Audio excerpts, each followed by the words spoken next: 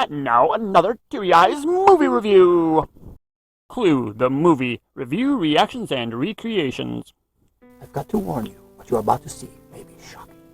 The events, places, and facts, as you may know them, are not as you have heard. The following has been pieced together from evidence collected throughout the years.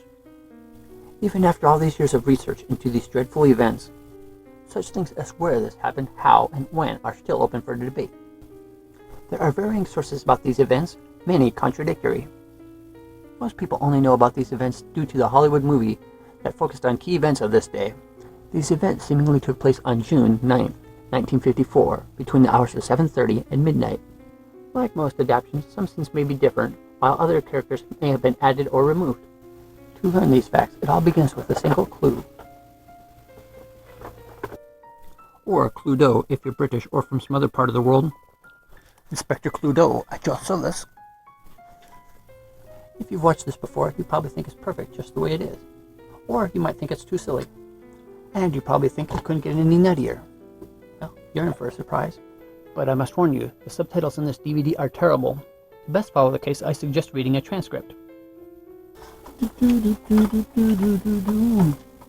I am Wadsworth the butler. I'm on my way to Hill House to solve some interesting problems that have come my way.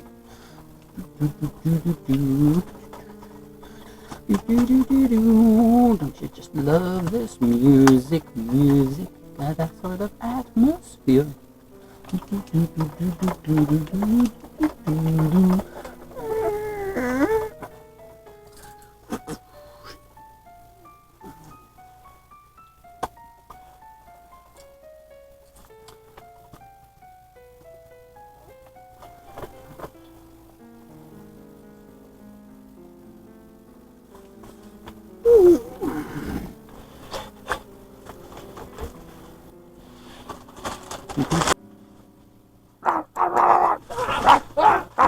Down! No, eat these, not me. And while you're at it, one or two of the guests would do you a world of good.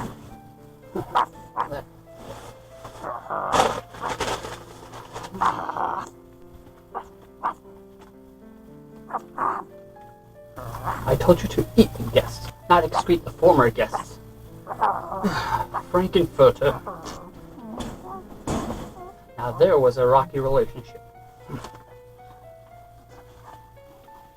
Shake, rattle, and roll.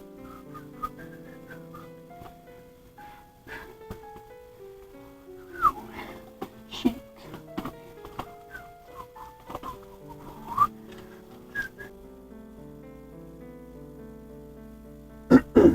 Good day, Yvette. Is everything ready?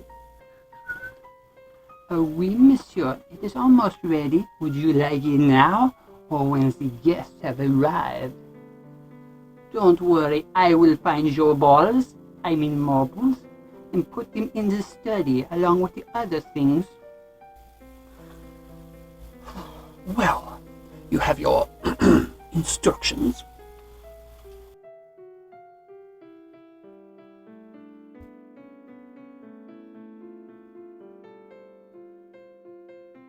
Oh. Good day, Miss Ho. Is everything ready? Is that a joke about my name? It may be spelled H-O, but I pronounce it Who, like in Who Done It. Anyway, knives out, sir, and ready. Safe by the bell.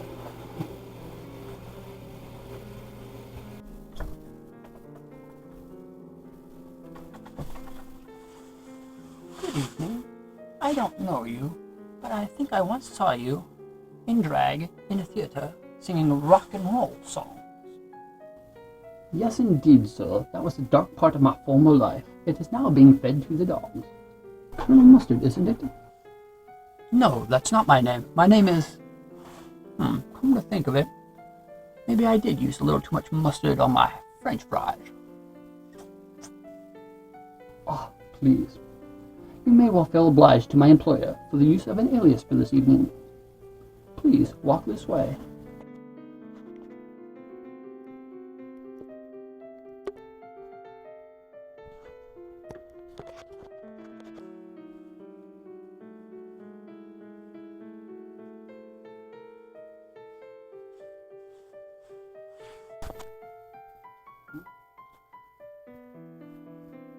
Yvette, would you attend to the Colonel and give him anything he requires? Within reason, that is. Oh, hello, Colonel. Would you like to help me look at the balls? I mean marbles. Oh, Wadsworth, I was wondering. Oh, do come in, madam. You are expected. Do you know who I am? Only that you're to be known as Mrs. White, and your first ex-husband is to be known only as Old Zipperneck, for some reason, which still remains a mystery. I remember him fondly, and I think of him every day. He had an enormous Schwanstock, which made him a very popular fellow. But then, one day I found him rolling around in the hay with a woman with very large but he also had a fear of fire. And one day he just sort of disappeared without a trace. So please keep that in mind.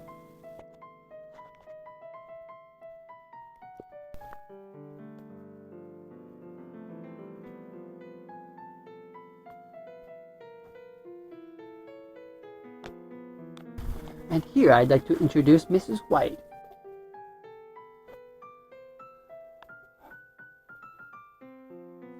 Oh, I see you two know each other. I'll go see if dinner is ready, shall I? Meanwhile, back on the road, a flashingly dressed woman in scarlet red stands by a broken down car. As she sees the car coming down the road, she lifts her skirt slightly and lifts one leg behind her. Get your big butt off the side of the road, a guy yells as he drives past. Another car then drives by, but this time it stops.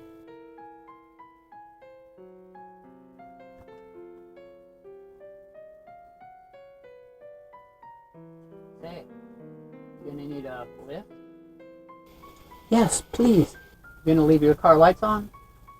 Are you going to be smoking this entire journey, or are you just blowing bubbles out your rear? If you stop smoking and roll down the windows, I'll get in. Alright, hop in.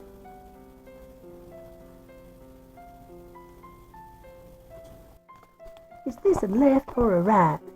Oh, wait a minute. This is a map of the Dominican Republic. No, you see, when we turn a corner, we turn the map like this. So that way, everything lines up just right when you look down like this. Yeah, everything's working out just fine. Meanwhile, back at the mansion, on the hill, overlooking the dale, and all the little people. Now, come to think of it, I wonder if that's the Addams family house. After all, it was empty when they moved in. And there were murders, and a spirit in the house. Could be. Have you watched the Addams Family animated movie yet? This is Mrs. Peacock. She just arrived. She says someone has been out on the road soliciting rides. Has anyone seen this? Ah, excuse me. I will go and see if dinner is ready, monsieur. Oh, good evening, Mademoiselle Peacock. Yes. Thank you, Yvette. What is it with women in this day and age? Showing all they've got to anyone who happens to walk by. I readily agree. What do you think, Colonel? I like it. It's a very feminine maid's uniform. I'm a man of uniform myself. Uniform the size of a postage stamp, more like it. Isn't that right, Mrs. White? You're right about that. Hi, is this the place to see a Mr. Body's body? I mean, to meet a guy named Mr. Body? Oh, you must be Mr. Green, all dressed in green. Yes, that's me. Haven't I seen you before in fishnet stockings and, Sit! Yes, no, not you, sir. Oh, too bad. Would have been fun to try it out here in front of the dogs. I wouldn't know, sir. Please, this way. While this was happening, out on the road again, Professor Plum and Miss Scarlet were having their own difficulties. Wait a minute. Why is the car stopped? That must be it. Looks like one of the houses people die in during the movies. The car died. It was frightened. Don't be ridiculous and get your hands off my knee. Sorry, just seeing if you were shivering, that's all.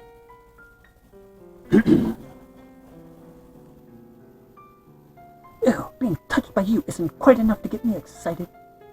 Wait, you'll get wet. What a spooky place this is. Shall we? Look, there's the lights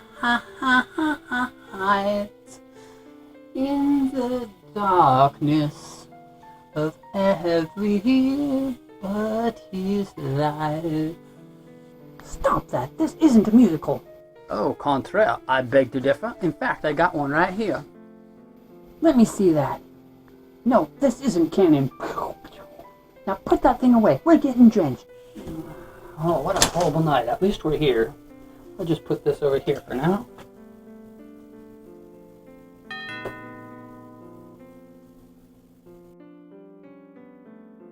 Hey, this isn't your Christmas rump roast, so keep your hands off. Get me? Sure thing, sweetie character. Mr. Miss Scarlet, I didn't know you were acquainted. We weren't.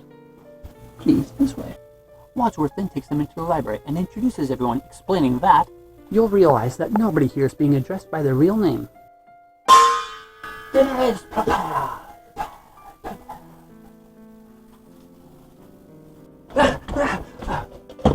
I'm sorry. I'm a bit accident prone. I got this many years ago at the skating rink. Mr. Green, would you please keep your hands to yourself? You're almost as bad as that Professor Plum. I'm really sorry. It's astounding. Time is fleeting. Follow me to the dining room. Your fasting is almost over, but you've got to keep control. With all these breakouts into songs, it feels like doing the time warp. Or doing the time warp, but yeah. I should know. I've been doing a lot of research on the subject. Time loops, time warps, time paradoxes, and great Scott, even space-time computations. My big question is it possible to go back to the future? Kind of an interesting title, don't you think? I could possibly write a paper, be admired by millions, have my name up in lights. Plum. Well, you know. I said it before and I'll say it again. This isn't a musical. She seems to have a thing against musicals. You ever heard of Superman? Yes, but I don't understand. It's probably a good thing that you don't know. It could be rather tragic. It's probably best if you never know. You'll find your names next to your places. Please be seated. Miss Scarlet, Colonel Mustard, Miss White, Mr. Green, Miss Peacock, and Professor Plum. We are now in the dining hall. Now we'll see when the mystery begins. Wadsworth, is this your place? What? A big place like this? How could I afford it? I meant, is this your seat? I would not presume to sit in a station above my authority. I am, sir, a mere butler. I am head of the kitchen and the dining room, and I like to keep things tidy. After all, ours is not to wonder why. Ours is but to do and die. Die? What kind of philosophy is that? Even the death of one person or one thing can cause the most outrageous of psychosis. Every person must protect themselves from his fellow man or woman.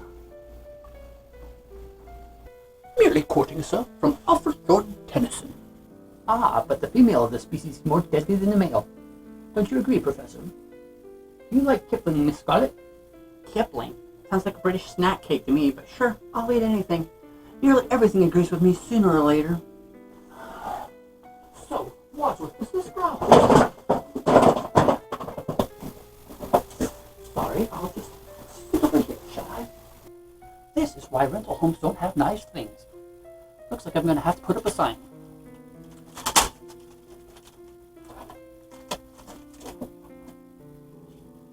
This is for the 7th guest, a Mr. Body with 2 Ds, and knowing him, he will probably arrive at the 11th hour. 7th guest? That sounds like a video game. If there were such things. Not yet, there ain't. I thought Mr. Body was our host. So did I. So did I. So did I. So did I. So did I. So did I. So did I. So did I. So did I. So did I. So did I. So did I. So did I. So did I. So did I. Sorry, I got caught up in the moment. My bad. Huh. That was awkward. So who is our host, Mr. Wadsworth? We shall see. Yep, that Wadsworth is a strange one. Did you know that I once saw him with, well, I'm going to start while it's still hot.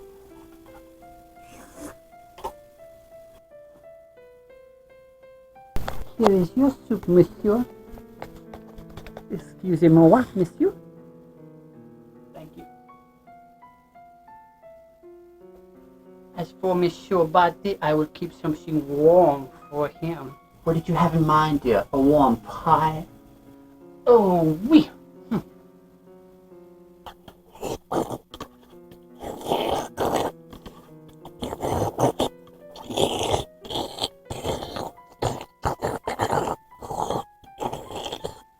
Well, somebody's got to break the ice, so it might as well be me.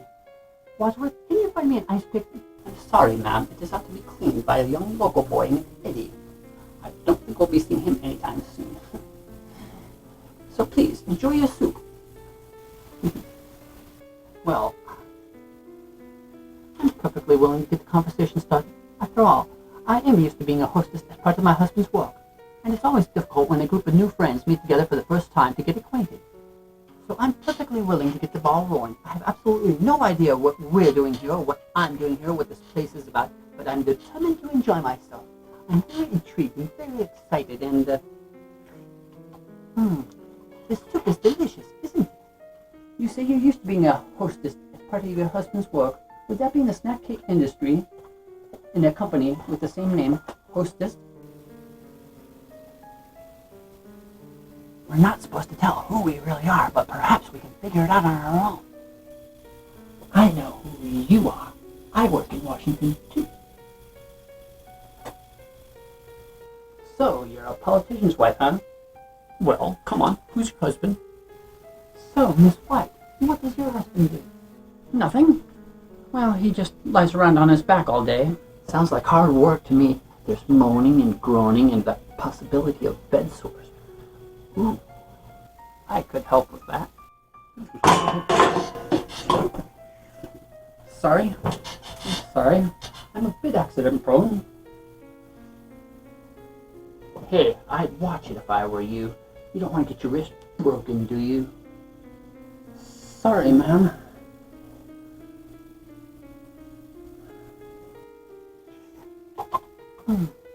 This is one of my favorite recipes.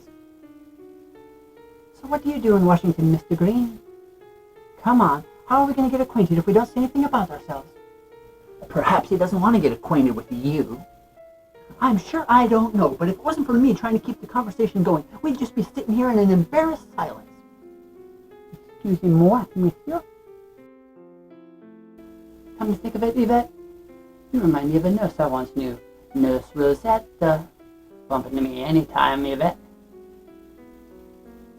Are you afraid of silence, Mrs. Peacock? What about silence? Yes. No. Why? Well, it's just that you seem to be suffering from what we call pressure of speech. We? Who's we? Are you a shrink? I do know a little bit about psychological medicine, yes. Oh, so you're a doctor? I don't practice. At least with that. Practice makes perfect. I think most men need a little practice. Don't you, Miss Peacock? Practice? I don't practice things like that. Those are lower urges I try to keep under control. What about you, Professor Plum?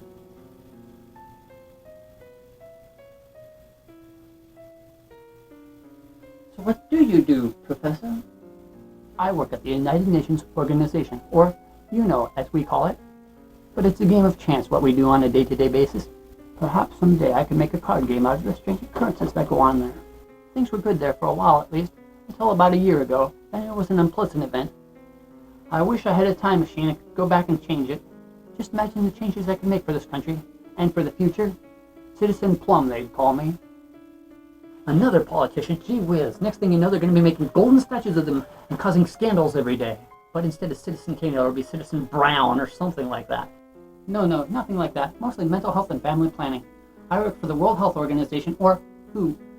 If you need help with your mental health, you know who to call. What? No, not what. WHO. WHO. Listen, first there's UNO, and then the World Health Organization, or WHO. Now do you understand? I don't know. See, it's simple. UNO is first, WHO is on second, I don't know is on third. We could have ourselves our own ball game. Anybody else want to try? Is that what tonight's going to be? A lot of puns. Can't we just enjoy the food? What would you like? Physical comedy? Visual gags? Pratfalls, people falling down on top of each other? Speaking of food, Colonel, are you really a colonel? I see a little mustard up there on your lip. Oh, good grief, these puns will be the death of us yet. I am, sir. You're not going to mention the fact that you also live in Washington, D.C.? How did you know that? Have we met? Wait a minute, were you the girl in the bunny suit with that thing strapped around your waist saying, "Give it up, soldier boy"? Well, I've certainly seen a lot more of you than you've seen of me. So, Miss Scarlett, does this mean you live in Washington, too? Sure do. Why? You want to take me for a ride? Couldn't be any worse than riding with Professor Plum here. Ah. Does anyone here not live in Washington or get their living from the government in one way or another? I wonder, does that mean we're all socialists? I knew that Social Security Act was a bad idea. The less involvement I have with the rest of you, the better I'll feel. Wadsworth, where's our host and why have we been brought here? One moment. Shows him. Mustard thinks he's in charge. Ah! Oh, it's you. You are eagerly awaited. May I take your mask and your bag? As for my bag, I'll leave it here as a plot device. It contains surprises, my friend. Shh, the audience isn't supposed to know about that. And now that everyone's here, it is time to keep things secure.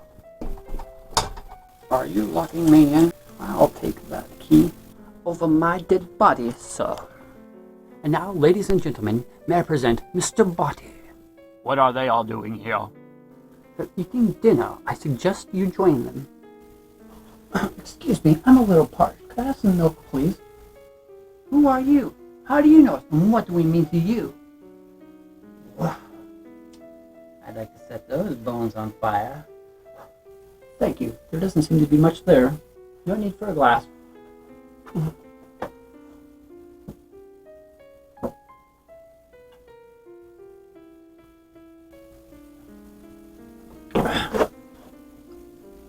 I have to wear this jacket through the whole movie.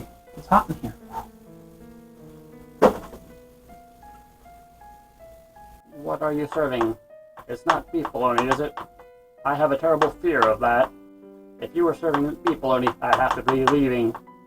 Leaving. Ha ha ha ha. Leaving. Get it? Ha ha ha. Fear. But seriously, do you have any sponge cheese?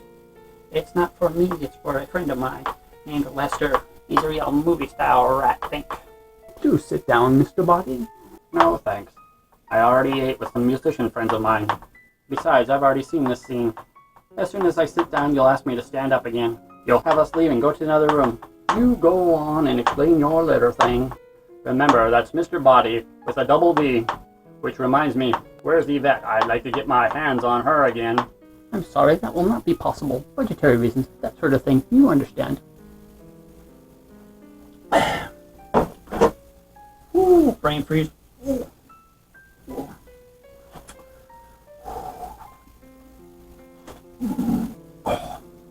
Let out a little bit of that air.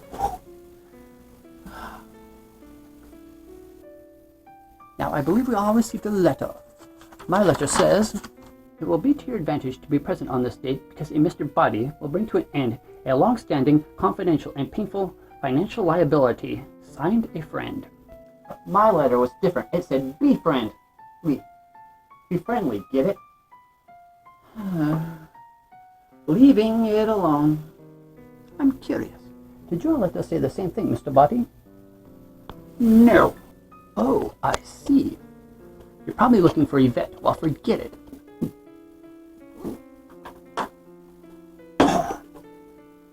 Got milk? Milk, it does your body good. Could I get a tissue? Makes my throat sort of slimy and my nose sort of stuffed up. You or one of the other guests might enjoy the taste of some melons, fruits, or other desserts. Thank you.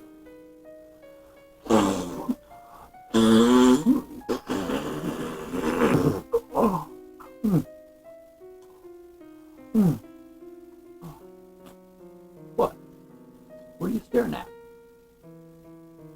I suggest we adjourn to the study, at which point our unknown host will reveal his or her intentions. Please, be seated. Can we smoke in here? I don't care if you burn. Burn, flames, flames on the side of my face, heaving, breathing, breathless. No, Miss White, I'm sorry. That scene comes later. Well, there's nobody here. I thought you said we were going to meet our host. She obviously has a thing against fire. I've only ever heard of one other such case. In a small Transylvania town. Frankenstein, I think, was the name. Oh. Whew. I feel a headache coming on. Did you say Frankenfurter?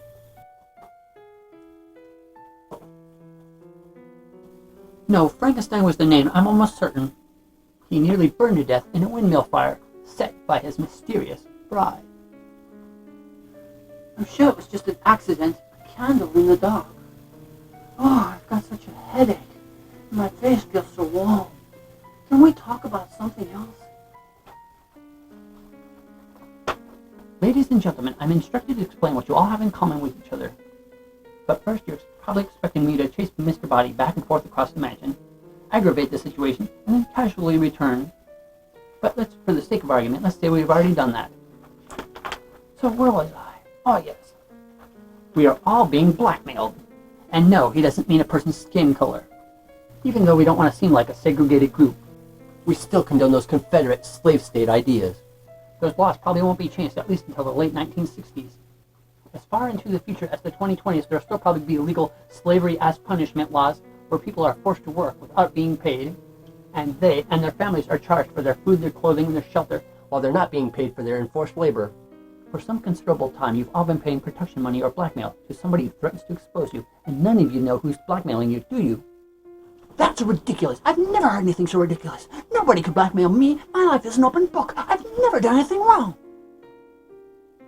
Anybody else wish to deny it? In that case, I will publicly shame each of you one by one for my own personal amusement. And besides, that is my instructions from our unknown host. Wadsworth, please point out the character flaws and the low morals of our guests, which I am going to do. Great Scott! What if it's a website host?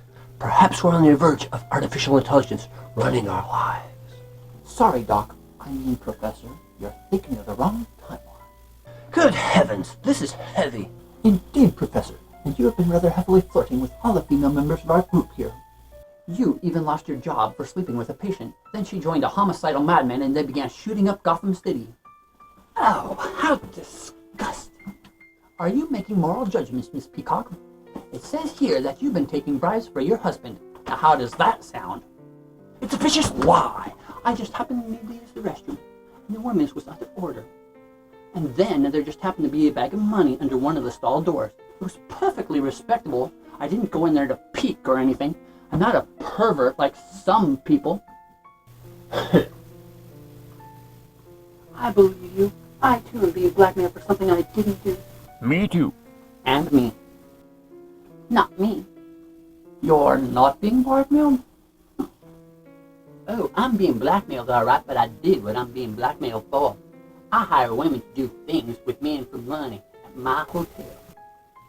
Oh yeah? Hey, can I have a phone number? And are you on the menu by lovely ladies?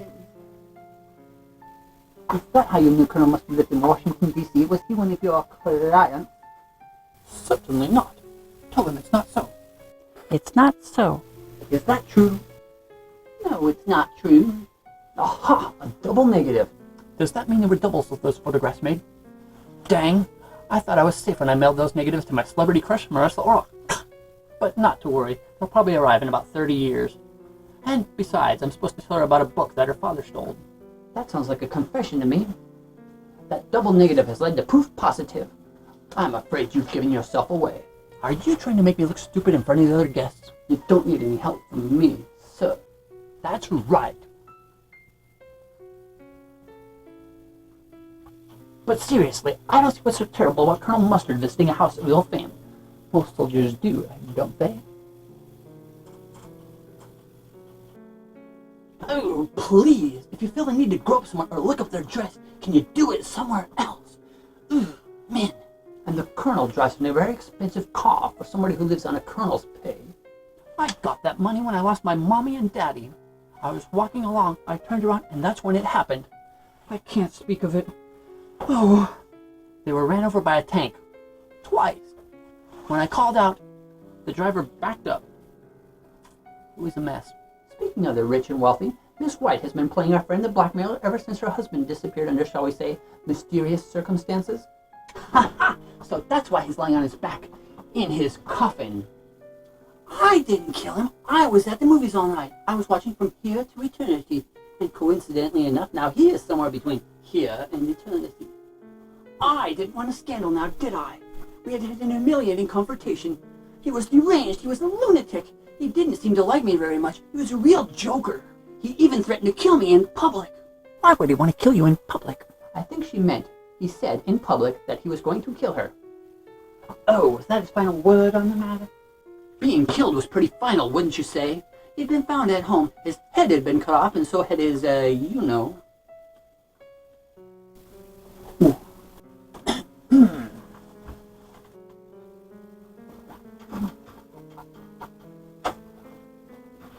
It's gone. What'll I do if I need it? Oh, as you were saying.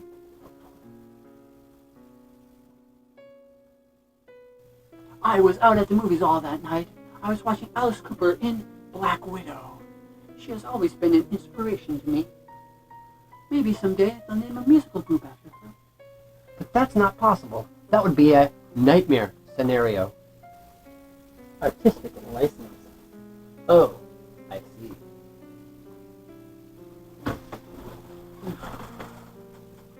Do you miss him? Well, it's a matter of life after death. Now that he's dead, I have a life. But that was your second husband. Your first husband also disappeared. That was his job. He was an illusionist, and then he just disappeared. But he never reappeared. He wasn't a very good illusionist. He disappeared along with his assistant. I'm sure we won't be seeing either of them together again anytime soon. Or in pieces, anyway. He needed a lot of stitching up, even when we first met. I'm not going to wait for watch or sudden mask me. I work for the State Department, and because there are no laws protecting sexual orientation, at least not yet, I could lose my job on security grounds because, well, I feel no personal shame or guilt about this, but I'm gay. Yes, we've noticed. Anything else? No stolen Girl Scout cookies or anything of that nature? They always react the same way.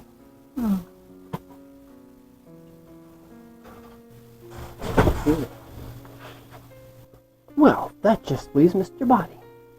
So what's your dirty little secret, Mr. Body? Well, I'm sorry, I was asleep while you were talking. What were you asking? His secret, haven't you guessed? He's the one that's been blackmailing you all. You bonehead. Put him up. I'll give you a fighting chance. I'll put one hand behind my back. Come on. Ow. Ooh.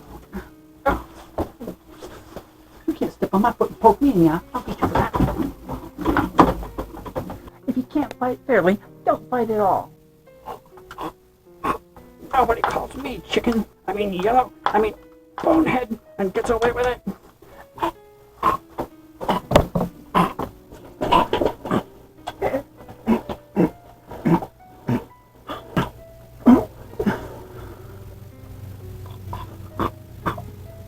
Look, a camera.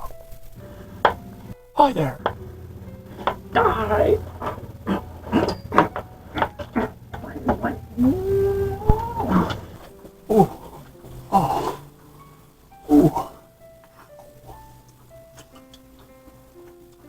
Ketchup and mustard. Frankenfurter, where are you now? Just a minute, everybody. Mr. Body here can eat with us, so let me give him his just dessert.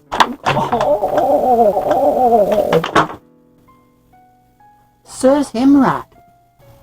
Ooh. No. Don't like that. Ooh. Just like a tuning fork, he's got pretty good pitch. Wait, the police are coming. Listen, blackmail depends on secrecy. You've all admitted to how he's been able to blackmail you. Tell the police, he'll be convicted, and your troubles will be over. It's not so easy. You'll never tell the police, because I brought presents. Present. A boat, Georgie. Wouldn't you rather have a balloon? They float. They all float. And when you're down here with me, you'll float too. Are you okay? You just seem to have had an episode. Would you like to talk about it? I had a glimpse of my future, and it was terrifying. But not to worry. I have evidence in my possession, and this conversation is being tape recorded. The police will be here in about 45 minutes, give or take the local traffic and the number of donut shops between here and there. Tell them the truth, and Mr. Body will be behind bars. I think I can help them make up their mind with my suitcase of presents if I can get my bag from the hall.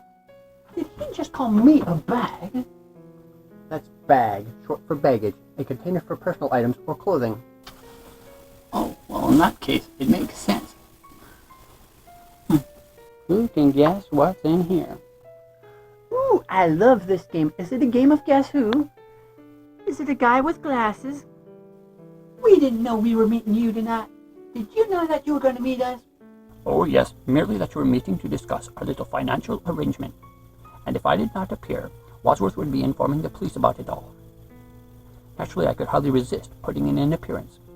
Except, of course, that time I hypothetically tried to run away and got nowhere. But forget about that now.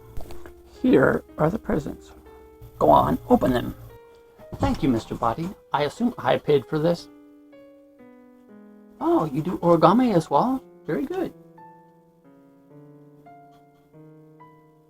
Would you look at that? A pepper box revolver. Is it a replica or a lighter? Just look at the detail on that. It's almost as if it could fire.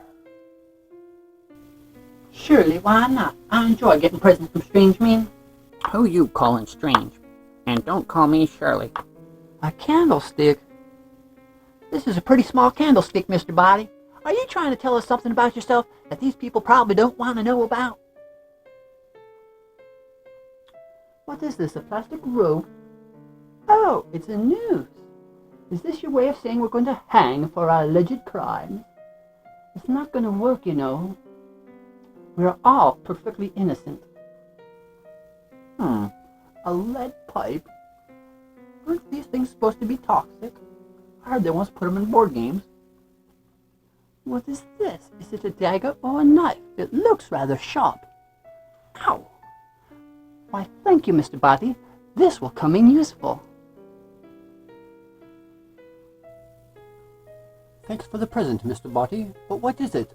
A wrench or a British spanner? And what will I do with it? Each of you now holds a deadly weapon. If you denounce me to the police, you'll also be exposed. So don't tattle on me, okay, guys and gals? Did anyone else just hear that? Sounded like a rich, whiny brat. But if one of you kills Wadsworth now, only the 7 of us will ever know. Depending on how he is dispatched and how messy it is, we can then take the key to the front door, which he said would only be opened over his dead body. I know a few things about death myself. I suggest we take him up on that offer. Wait a minute. I'm not even supposed to be in this game. It's supposed to be you and your blackmailers. Just look in the rules. Just look in the rules. You can't do this. I'm warning you. Stay away from that light switch. Just in case you're worried, I am not planning to blackmail you any further. And with the lights out, nobody will be able to see you commit the crime. The only way to avoid finding yourselves on the front page is for one of you to kill Wadsworth now.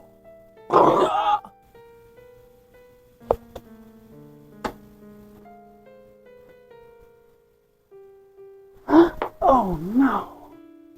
I warned him, but they never listened. He was behaving just the way that Eddie did. Stand back and give him some air. And wait for me to search him to see if he's got any evidence on him.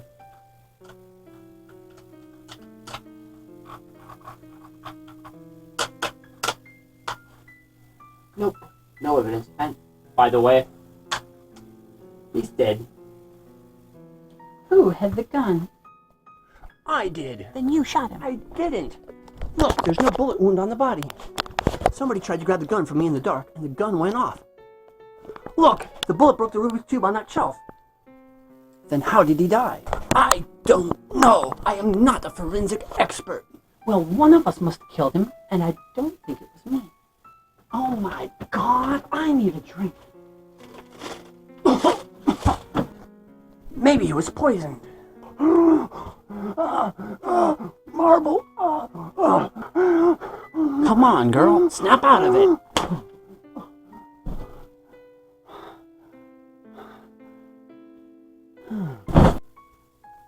I had to stop her from screaming.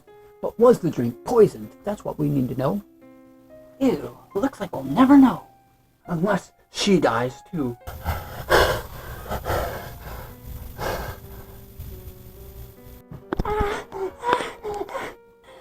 Yvette. It's locked. It must be the murderer. Why would he be screaming? If you were Yvette, wouldn't you be screaming? We must have a victim in there. Oh my God, Yvette! Oh my God! No, dear. That's my line. No sense repeating it. That phrase has been used too often in this film already. Get my meaning? You're alive. No thanks to you. You locked me up with a murderer, you idiot. It is like Mamselle Wright said in your study. One of you is the murderer. I am frightened. I too put one of the marbles in my mouth. I can't stand here by myself. I want to be out there with you and the murderer, rather than being locked up in this nice, safe room playing pool all by myself.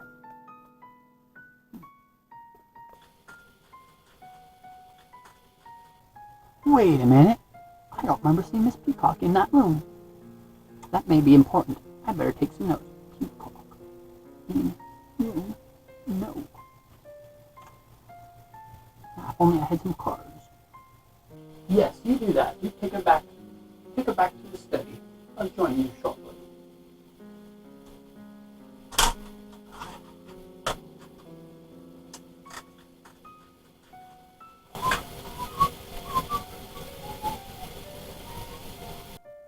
This is terrible. Absolutely terrible. It isn't what I intended at all. Oh my God. Sorry, I forgot we weren't going to use that phrase again. I should make a confession. In fact, I'll make the confession on this tape. Not very funny. I am not the butler, but I was once a butler. His butler, to be precise. I invited you all here. I wrote the letters. It was all my idea. I'll try to explain. Please sit down, everyone. It was not his untimely death this evening that brought my employment with him to an end. That happened when my wife, who was also being blackmailed by this odious man, decided to end her own life. He hated her for the same reason he hated all of you. He thought you were thoroughly un-American or un-US Asian. This part of the movie always confused me. It said New England at the beginning of the movie, which I figured New England is part of Old England, right? Sort of like East Berlin, West Berlin, they're technically the same town. But nope, I was wrong. Sort of like when they say America, and they don't mean the American continent, they mean the United States. It's like, do we say Canada of America? Camerica? Nah. Hey, that's a video game company.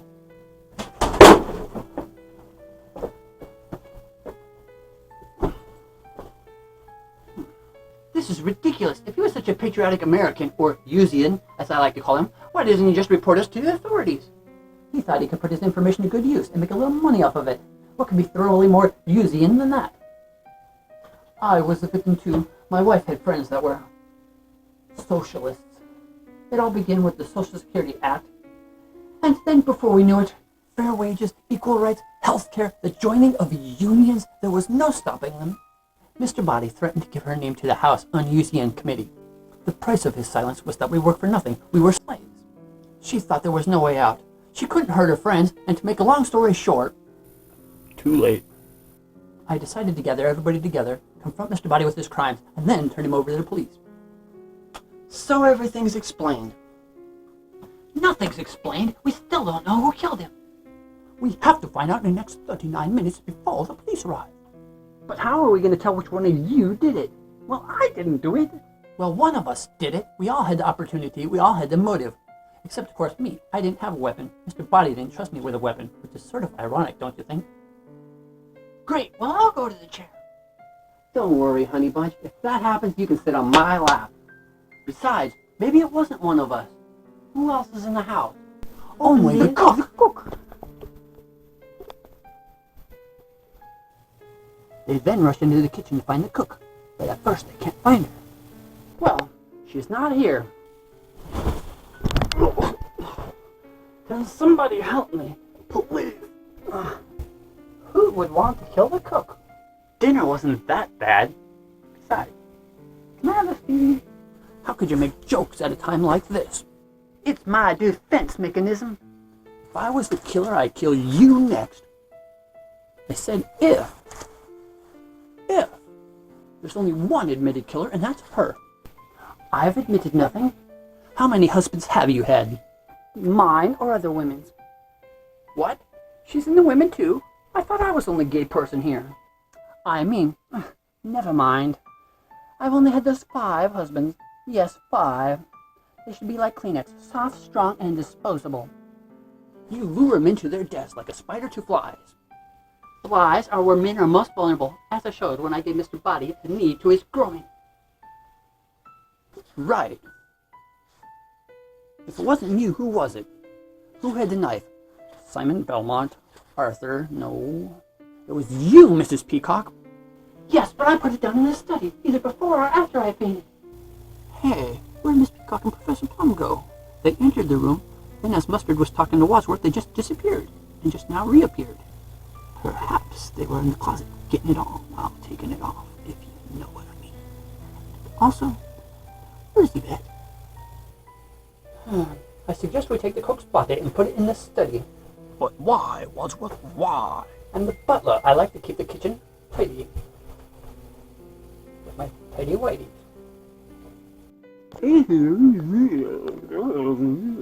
Yuck. As they enter the study, Mr. Green makes a discovery. Look, the body's gone. What are you staring at? Who's there? Nothing. And nobody. It's Mr. Body. His body is gone. It's Mr. Body. His body is gone. It's Mr. Body. His body is gone. It's Mr. Body. His body is gone. Yeah. Well, could be worse. Could be a song about Mr. Bucket. But the nerd might get angry. Maybe he wasn't dead. We should have made sure. How? By cutting his head off, I suppose. That wasn't called for. Besides, my first husband had a zipper neck. He could remove any part he wanted. After he was gone, I kept my favorite part. I suppose we should look for him before he decides to get even with us. This is a real maniac mansion you got here, Wadsworth. Maybe there is life after death. Life after death is as impractical as sex after marriage. Maybe Mr. Body killed the cook. Yes. How? Oh. Excuse me, I need to use one of the girls' room. Oh, oui, madame. Dans ce hall.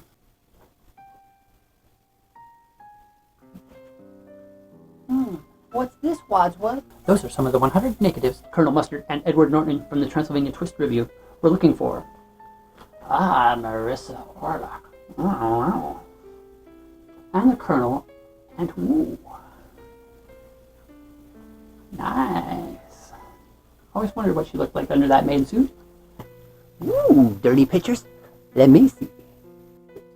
Oh my, nobody could get into that position. Sure they can. Here, let me show you.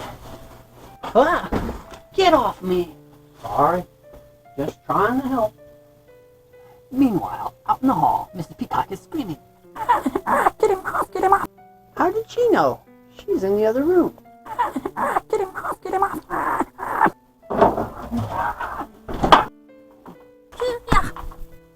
It's Mr. Body. He's attacking her. Whew. Mr. Body? Well, he's certainly dead now. Why would anyone want to kill him twice? And the door to the crotch. Ooh, what a way to go. After closer examination, it was discovered that Mr. Body had been killed and then placed in the bathroom, where he had fallen out onto Mrs. Peacock when she opened the door. Unless he wasn't dead before. Personally, I think Mr. Body filled the gun with blanks because he knew somebody was going to try to kill him. He then broke the cube and pretended to be dead, and then crawled to the center of the room. What's the difference? That's what we're trying to find out. We're trying to find out who killed him, where, and with what. There's no need to shout. I'm not shouting. All right, I am. I'm shouting. Oh. Back in the study, they dragged the cook's body to the couch and put both bodies on the sofa, for the only known reason that Colonel Mustard told them to. Wadsworth then locks up their weapons except for the knife and the candlestick. Perhaps I should put this back where I got it. Get it? Back? The guests object to him having the key in case he's the murderer.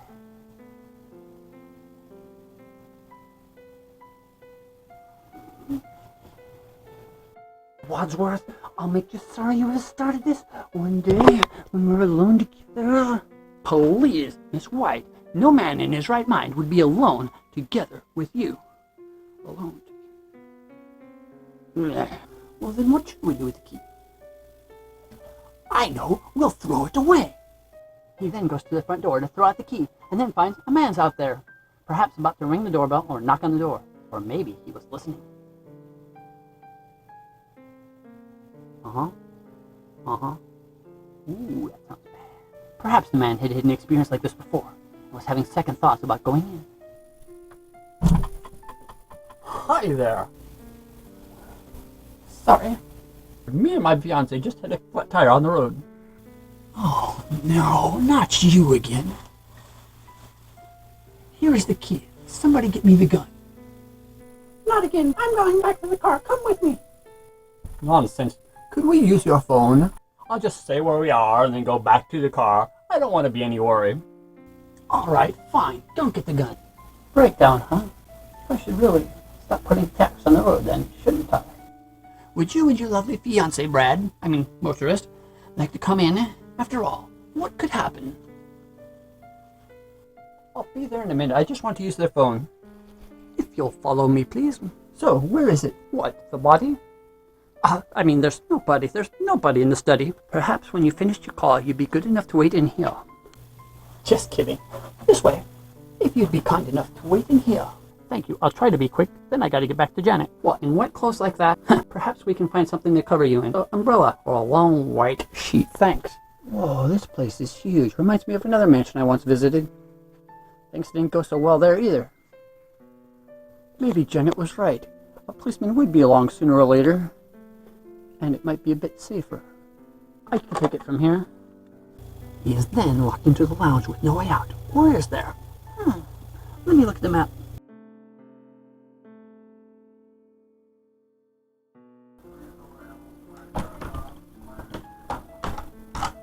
Wadsworth then goes to the front door to throw out the key to the weapons. Or at least it was a key. Strangely, there's no sign of the dogs. If you throw something, you expect the dog to run after it.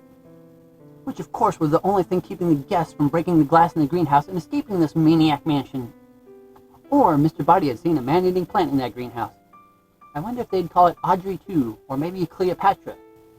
Now that I think about it, I wonder if there's a secret passage in the cellar that leads to a laboratory, and a meteorite, and a purple tentacle. Oh yeah, where was I? After locking up the motorist, who I'm calling Brad, they quickly checked the study before going to the library. Is everything all right? 2 corpses, everything's fine. Wadsworth, am I right in thinking that there's nobody else in this house? No. So there is somebody else in this house. Sorry, no. I said no, meaning yes. No, meaning yes. I want a straight answer. Is there somebody else or isn't there? Yes or no? No. No, there is, or no, there isn't. Yes. Please, can we get that man out of here? I know. We could feed him to the dogs. I mean, Mr. Body. But I forgot about the cook. And then what would we do with the driver? What's that? There's something written on the fireplace. Maybe it's a clue. Nouvelle riche oblige. Newly rich oblige. The newly rich oblige. Newly rich have an obligation. It doesn't seem to have any connection with this case. Perhaps it's just a red herring. Who cares? That guy doesn't matter. Let him stay locked up for another half an hour. The police will be here by then, and there are 2 dead bodies in the study. Shh! There still seems to be some confusion as to whether or not there's somebody else in this house. I told you there isn't. There isn't any confusion, or there isn't anybody else. Either, or both. Just give me a clear answer. Certainly. What was the question again? Is there somebody else in this house? No! Don't get hot and flustered. Just rely on Colonel Mustard. He'll get us out of here. He'll get us out of here. Somebody let us out of here. We gotta get out of here. We gotta get out of here. That's what he says. But does he know? I suggest we split up and search for a mouse. Search the house. If we split up into pairs, whichever one of us is left with the killer might get killed. Then we would have discovered who the murderer is. But the other half of the pair will be dead. This is war, Peacock. You cannot make war without casualties, just like you cannot make a cake without breaking some eggs. Any cook will tell you that. But look what happened to the cook. Oh, wait. She's in the study, isn't she? If we're following the proper rules of war engagement, first we're going to need a ring, and then 2 towers, and perhaps some elves. Wait, have those books even been released yet? Yes, I remember seeing both volumes here in the library. After all, it is 1954. Here they are. But this one right here, is not supposed to be released until next year. And these others, I've never even heard of them. Perhaps this is an alternate reality. And the crime is still being investigated. This is all just a recreation.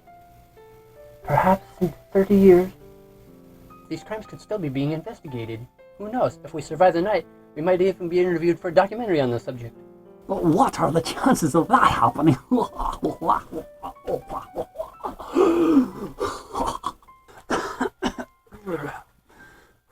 I'm sorry, it's an episodic thing. I suggest we draw lots. The 2 shortest search the cellar, and so on, upward.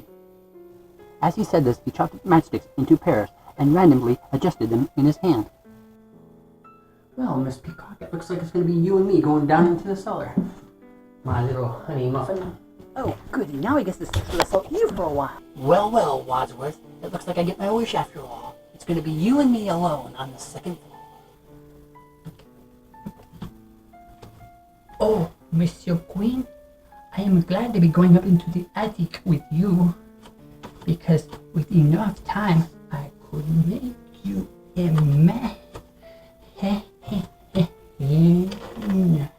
Hey, that's my song. We go up together. Would anyone else like to trade?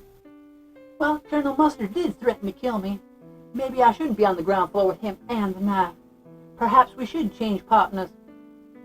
On second thought, I think I'm okay with my partner. Well, ladies first. No, I insist. After you. What are you afraid of, a fate worse than death? Just death. Isn't that enough? I've had a good life. I'll go first.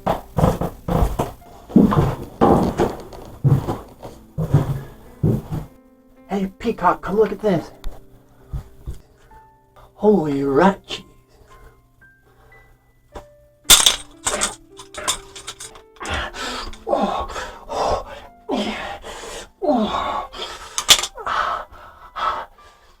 I'm sorry, Melige.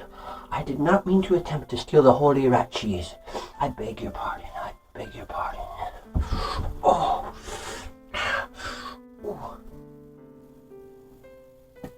Do you think we'll find something?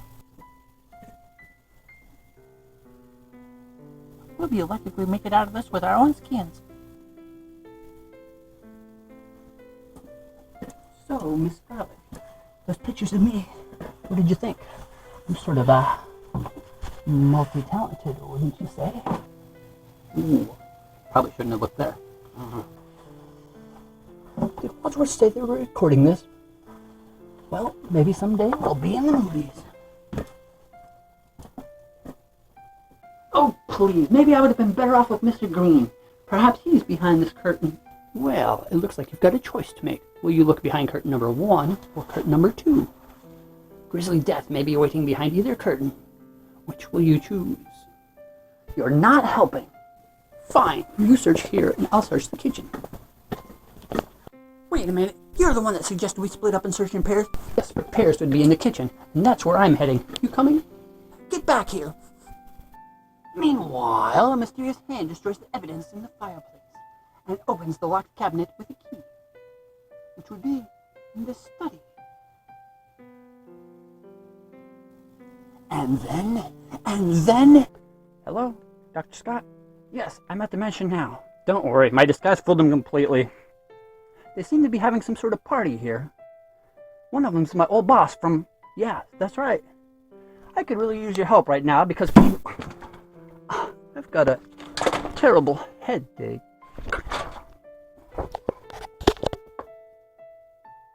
Brad gets hit on the head while he's on the phone.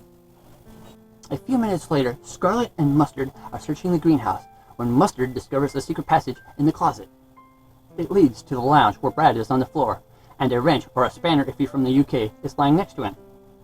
As they enter the room, the secret passage shuts behind them, and now they are locked in from both sides.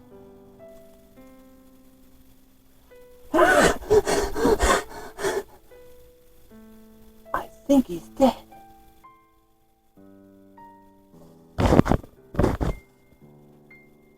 Yep, he's dead, all right. There's no door handle. How are we going to get out? Let us out! Let us out! But we're not here too long. It's going to start smelling after a while. Scarlet and Mustard begin screaming, and everybody rushes to them. Running for the stairs, Wadsworth and Miss White collide with Yvette and Mr. Green. Coming! Oh! Ow. Oh. Can somebody get off me? Please. Oh. They get up and hurry downstairs, but the key is missing. The key is gone. There's no alternative. Please, stand back, everybody. I'm going to have to break it down.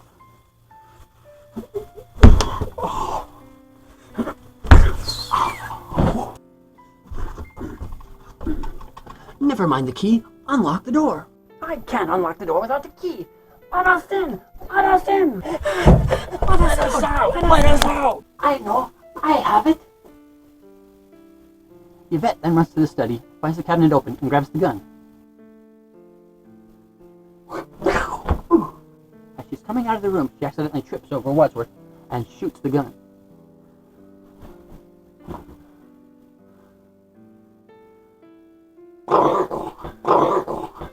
Come out! The door is open! Mustard then complains about being shot at, which you think you'd be used to by now. Being in the military, you gotta duck and cover. I've been shot. I've been shot, you. That'll do. I can't take any more scares. And then the chandelier above and behind Colonel Mustard crashed to the ground, frightening him even further. Scarlet then explains how they had found the secret passage and how both of them had discovered the body of Brad, the motorist. They then realize that the gun is from the cabinet and it is unlocked. And before they can figure out how that happened, the doorbell rings, and it is a police officer. Hello. I found an abandoned car down by the road. Did the driver come up here for help by any chance? Surprisingly, he didn't hear the 3 gunshots from a few seconds ago. He says a woman told him to come and check on her fiancé. At first, they don't want to admit that he has been there. Can I use your phone? police officer then becomes suspicious and asks to use the phone, even though he probably has a radio in the car, and his headquarters probably could have called anybody he wanted to contact.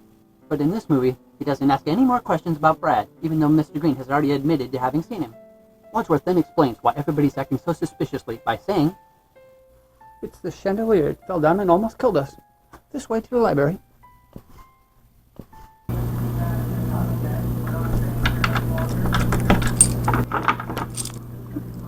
Let me out of here. You have no right to keep me in here. I'll book you for a wrongful imprisonment, obstructing an officer in the course of his duty, and murder. Before the police officer can do anything, the phone rings. It turns out to be the head of the FBI. He then hands the phone over to Wadsworth, and then asks to be shown around the house. Mind if I look around? I want to know what's going on in those 2 rooms. As Mr. Green shows the police officer around, the others try to partially hide or animate the various bodies. Wait a minute. Something fishy here if I zoom in a bit. The record label says, I ain't got no body. Well, the song that is heard playing is Shaboom, performed by the Crew Cuts. Perhaps the filmmakers are trying to hide the true number of bodies in this film, because in the novelization on page 123, it also says that the record that was played on that day was I Ain't Got No Body. But secretly, the police officer is looking for Brad, and he finds him in a seat with a drink in his hand, apparently asleep. Plum and Scarlet explain that he is sleeping, and they'll send him and Janet home when he wakes up. As Wadsworth comes out of the library, the police officer says it's too late, he's seen everything. I can explain everything. Wadsworth is astonished, and he tries to explain, but the police officer says you don't have to explain anything. Everything is perfectly fine. Wadsworth doesn't question this good luck. He shows the police officer back to the phone, and then locks him in. The policeman then takes off his shoe, and begins dialing a number.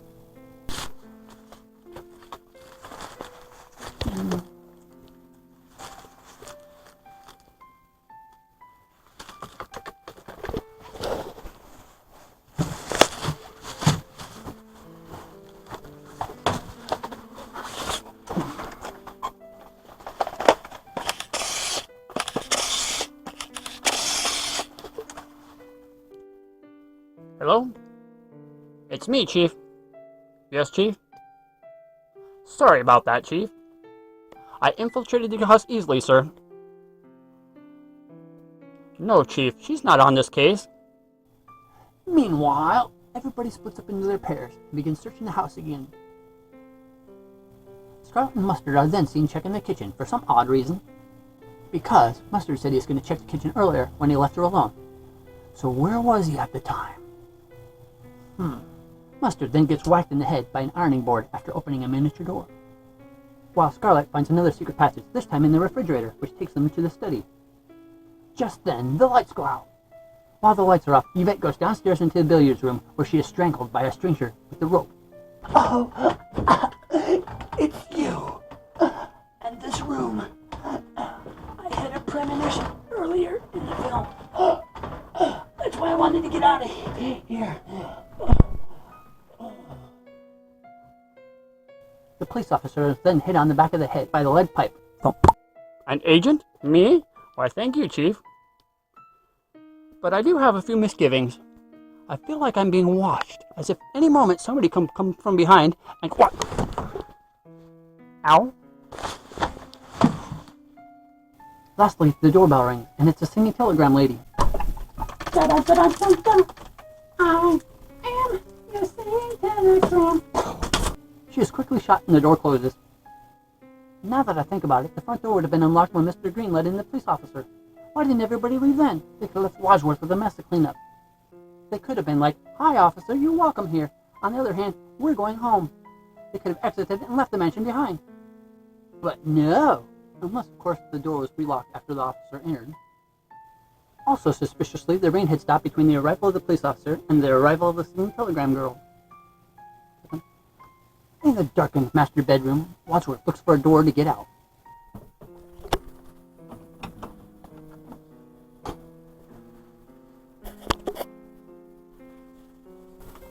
What's this? Another door?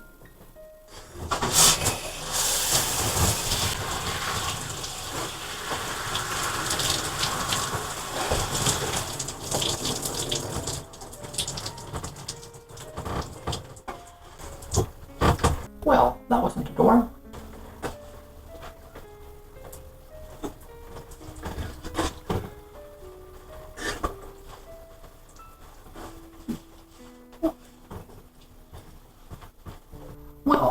door is this way. Still wet and dripping, he runs downstairs to the main floor and turns on the power.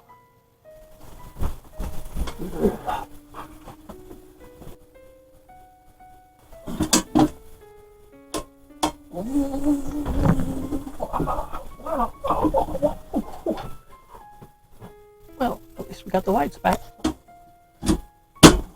With the power back on, everybody reassembles on the main floor, with Miss Scarlet and Colonel Mustard entering the hall from different rooms.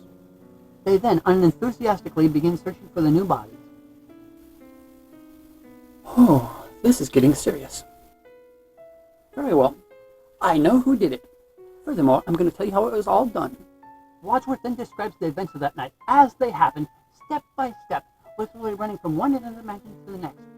One by one, you all arrived. There was a flash of lightning and a crash of thunder. And, oh my God, it was said about 1,000,000 times. Then we went to dinner, and Mr. Bobby arrived.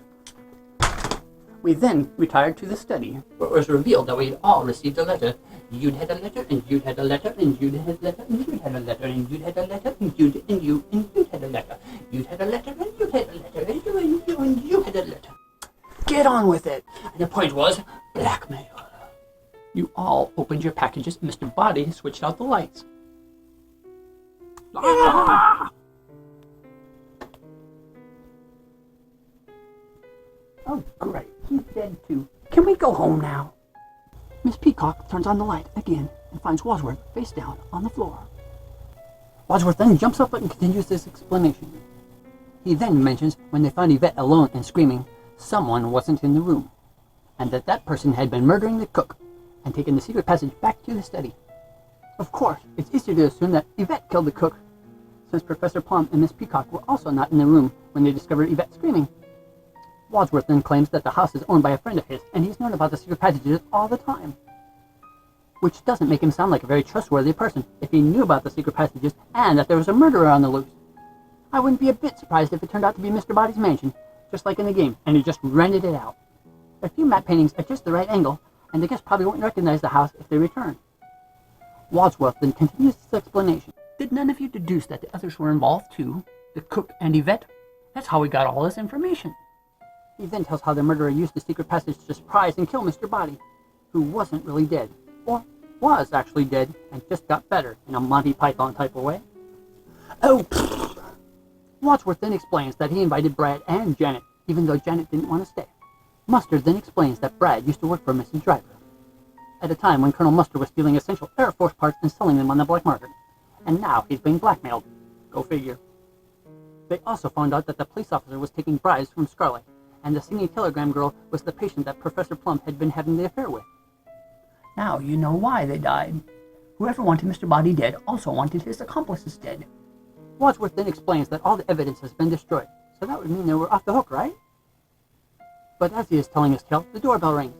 This time, it's a traveling comic book salesman. Whoever it is, they gotta go away or they'll be killed. Go away! Hello, have you ever given a thought to investing in comic books? They're a new art form. They're full of adventure and mystery and drama and crime and true love stories. Out of my way, let me see. I think I recognize him. He looks like a radio disc jockey I once knew from WKRP in Cincinnati. I had to look after a few mental health cases there. Someday these things could be worth $1,000, millions of dollars. Come on, let me take your subscription. Why don't you let me play? On second thought, that guy with the comic books, I wouldn't mind if he died. Wadsworth then went on with his explanation. He then mentions how the police officer arrived and the lights went out, and then he turns off the lights again. Sorry, I didn't want to frighten anyone. Ah! You're a bit late for that! Oh, I hate when he does that! Wadsworth then explains that Yvette killed the cook and Mr. Body. Although this explanation does not use the secret passage which Wadsworth said was used to commit both crimes. If she had done it, she wouldn't have had to use any secret passages. Wadsworth then deduces that it was Scarlet who committed the other murders, and he proves it by saying whoever has the gun is the one responsible for the other murders. Scarlet then explains that she's going to sell everyone's secrets to the highest bidder. Wadsworth then points out that there are no more bullets left in the gun. His and Scarlet's math do not match up, so they debate the numbers. But even if you're right, that would be 1 plus 1 plus 2 plus 1.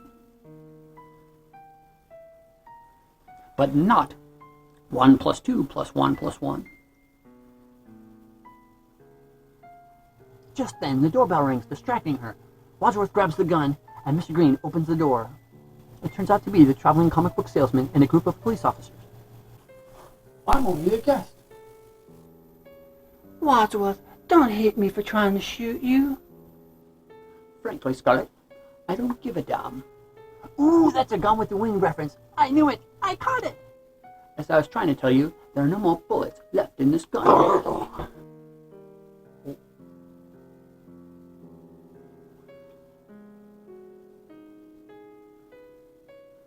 The gun goes off, hitting the cord on the chandelier. The chandelier crashes to the ground behind Mustard, as he is still counting. But this is only Wadsworth's story, and it has several flaws. In another version of the story, from a guest who I'm not going to name, while Wadsworth is still wet and turns on the power, he accuses Miss Peacock of killing both the cook and Mr. Body. Don't you remember your fatal mistake, Mrs. Peacock? Monkey's brains, although popular in Cantonese cuisine, is rarely to be found in Washington, D.C. It is because of you that we have a barrel full of monkeys out back. Do you know how difficult it is to untangle them, especially when they know that they're about to have their heads cracked open and their brains scooped out? Is that what we ate? I was hoping at least for Tim Curry. Not me. I was hoping for meatloaf. We thought I was married to a senator. Oh, great. Here we go again. Another long story. Tell us all about it, Peacock. Was it great when it all began? I was happily singing and dancing in a fulfilled musical career, and then I met that obnoxious archaeologist. One thing led to another, and we ended up in India, where they served us the most disgusting food, which, after a while, I began to enjoy. But when we came back to the United States, he began taking up with a woman named Marion Ravenwood. So I moved on with my life. And if it wasn't for this one thing with the cook, you wouldn't be thinking of me as a murderess. But why would I have killed all the others? Obviously, in case Mr. Body had told him about you. Huh? That doesn't seem very probable. If you're in the business of making money off of secrets, Mr. Body probably wouldn't go around telling everybody those secrets. One of them, like Wadsworth, might rat on him, and then they'd really be in the stew. Like the monkeys. Here they come, bubbling up from the stew. They got the funniest odor and taste of any banjo meat. Hey, hey, it's monkey brains. Do, do, do, do, do, do, do. Do, do, do, do, do, do. Sorry. There's no proof. Whoever has the gun is the murderer. Miss Peacock then pulls out the gun. Wadsworth and the other guests are surprisingly cheerful about this turn of events. Wadsworth says he was lying about the police being called, and that she did the world a favor by getting rid of those villains. And they even begin singing a song about how wonderful she is as she leaves the house. See, I told you I didn't do it. Wadsworth then tells the guests that the FBI will take care of the rest. They then make a joke about Hoover being the head of the FBI, and also the name of a vacuum cleaner company that really cleans up. Out in the parking lot, Miss Peacock is confronted by the traveling comic book salesman again. Oh, Mrs. Peacock, I've got a special issue for you. All right, hands up, where I can see them. All right, boys, take her away. No, comic book guy, don't shoot me. This time he pulls a gun on her. Then a series of policemen come and take her away. Get your hands off me. I'm a senator's wife. This is another point at which the various stories don't match. Some people swear she was arrested, while others say she was shot by the chief. Ann Matthews insists that he, and I quote, shot Miss Peacock dead. She gives proof in her publication Cluedo, the storybook, on page 54, in which the author found a photograph of the chief firing his gun at what is presumed to be Miss Peacock. While in the case of the detailed Cluedo novelization by Michael McDowell on page 168, he says she was hustled into a car. But he does not mention if she was alive or not, only that she was unarmed at the time. Even the movie adaptation of the case has her putting down the gun inside the car before being arrested. Then everyone comes out of the house to see Peacock arrested. Aha, you see? We're like the monkeys. We always get our man. What? Mrs. Peacock was a man? Oh. I gotta admit, even I've got a better body than that. Wadsworth offers the remaining guests more food, and their crimes seemingly never get brought to justice, which doesn't seem like a very fulfilling ending. In another version of the story, there was yet another possibility. If we return to the moment when Wadsworth turns off the power and then turns it back on while giving his explanation, this time Wadsworth said that Mr. Plum murdered Mr. Body seemingly twice.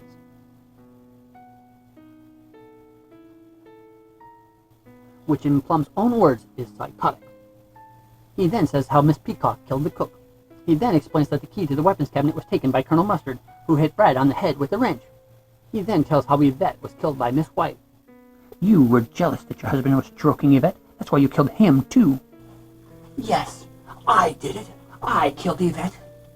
All I could think about was how my first husband had cheated on me. My poor dear Zipperneck. It was easy for her to take apart his heart.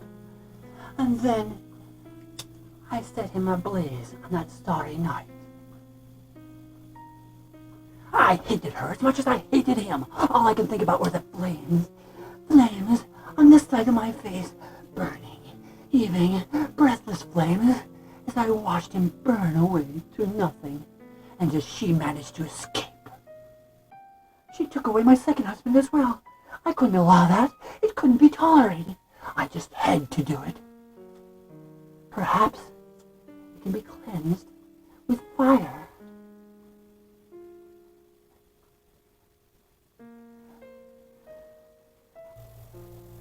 As it purifies and burns to ashes. Besides homicidal tendencies, I think Miss White may also be a closet pyromaniac. Wadsworth then continues this explanation, saying that Miss Scarlet hit the police officer on the head with a lead pipe. He then asks her if he got that part of the explanation correct. True. Who are you, Perry Mason? Calling Perry Mason again. What's that got to do with me? You knew that Mr. Body was still alive. Even psychologists know the difference between patients who are alive or dead. Mr. Green points out that the gun is missing, and whoever's got the gun murdered the girl. Wadsworth then pulls out the gun. I shot her. Oh, him? The butler did it? So it was you. I was going to expose you. That's why I chose to expose myself. Please, there are ladies present. Besides, that sounds like something Professor Plum would say. And besides, Mr. Green would probably like to watch. You thought Mr. Body was dead, but why? None of you even met him until tonight. You're Mr. Body. I think.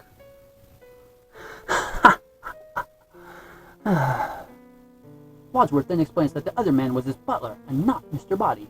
He, in fact, was Mr. Body, which means that the other butler was helping to blackmail the guests, and he provided the weapons which eventually killed him. No wonder he wanted to get out of the house after he arrived.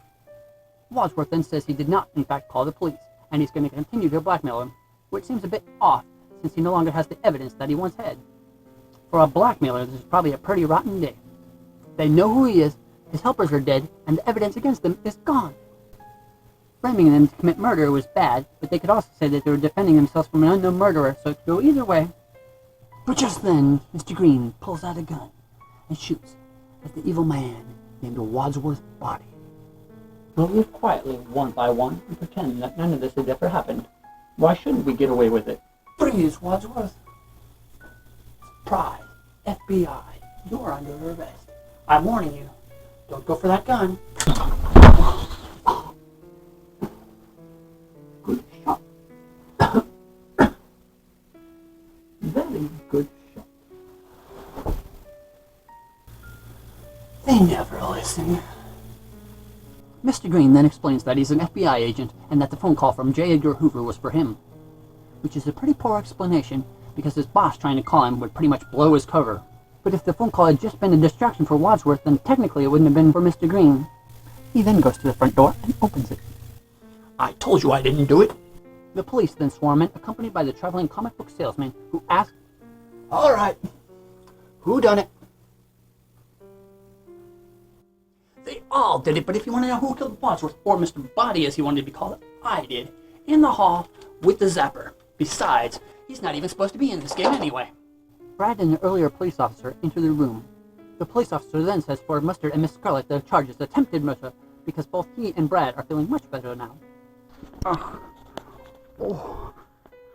I'm fine, Chief. Missed death by that much.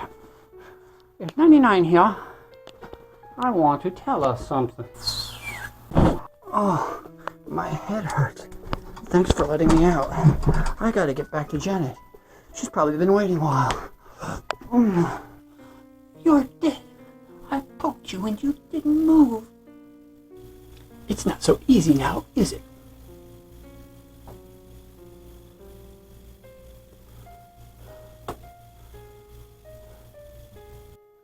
Don't worry, Brad. You and Janet can be dropped off at the local town of Denton and get some work done.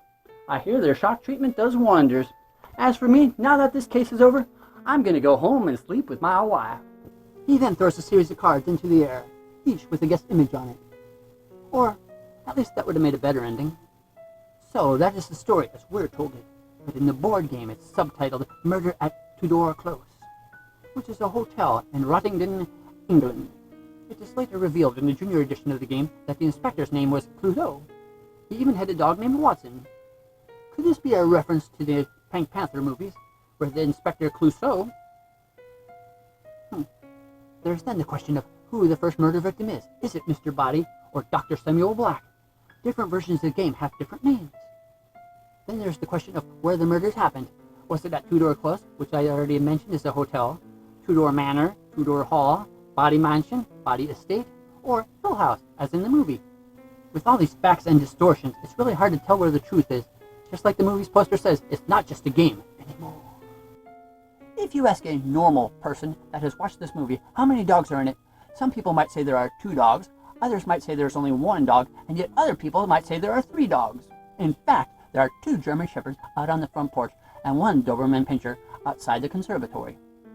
These 3 dogs would play an important part in what some people call the true ending of this case.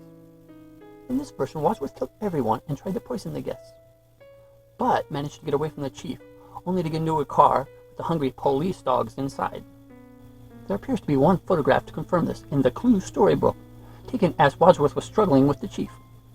The novelization of these events also mentions this.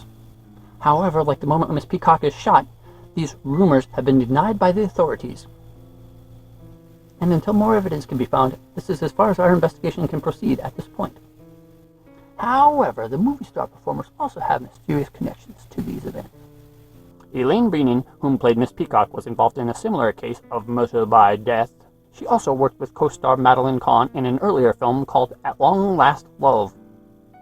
Christopher Lloyd, who played Professor Plum, was involved in the corruption of the space-time theories in Back to the Future, while his criminal tendencies fester in the Addams Family movies.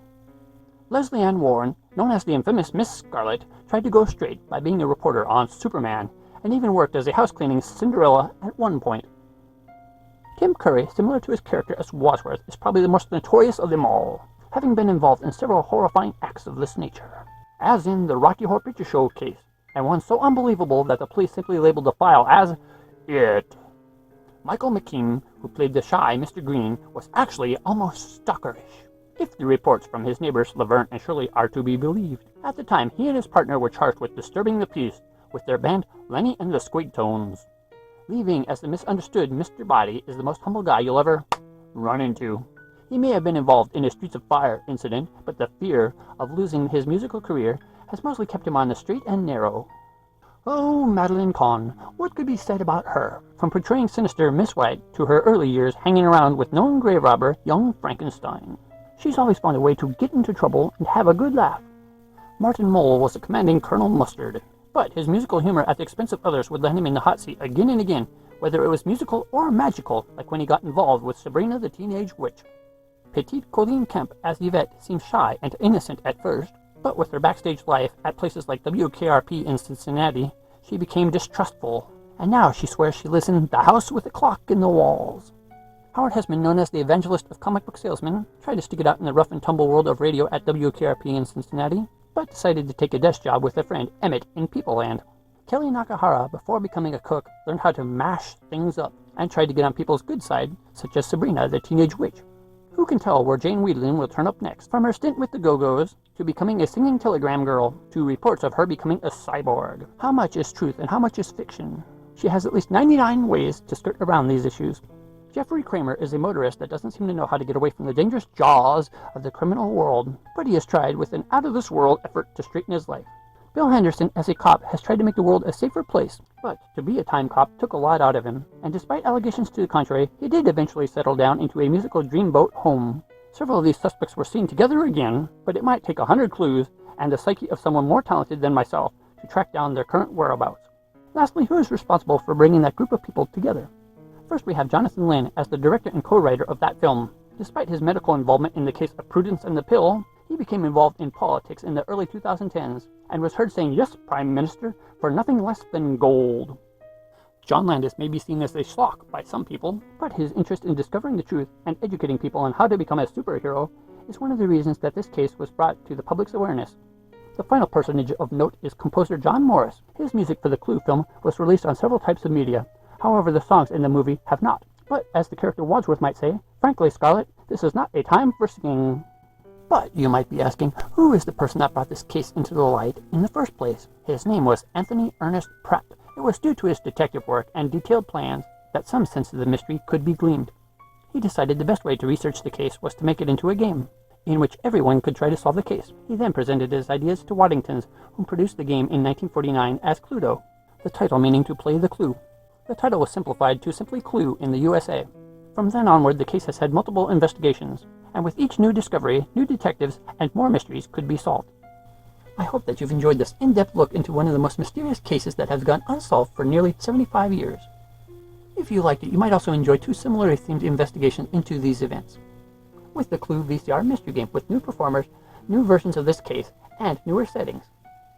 And its sequel Clue 2, Murder in Disguise, a VCR mystery game. There are also spin-off versions of the game, a television game show, a TV miniseries, video games, a musical, a standard theater play, books, jigsaw puzzles, and even comic books. So if you like this investigation, remember to like and subscribe to your favorite comic book. Perhaps we shall see each other again someday. But for now, it's the end!